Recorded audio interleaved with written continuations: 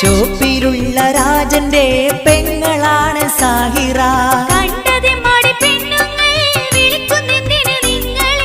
അവരിങ്ങട്ട് വിളിക്കുമ്പോൾ ഞാൻ പിന്നെന്ത് ചെയ്യണം?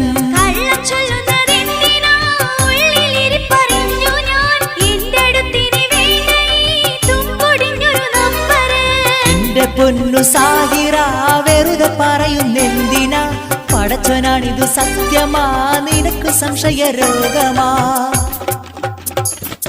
ഈ ഹലാക്കി മൊബൈല് കണ്ടുപിടിച്ചതെന്തിന്? സമാധാനം കെടുത്തുവാൻ മുടിഞ്ഞു പോകണ സാധനം. മിണ്ടാണ്ടിരിയ സാഹിറ, മണ്ടത്തരം പറയല്ല. നീ കരുതും പോലിത് ലവും മറ്റതുമല്ലടേ.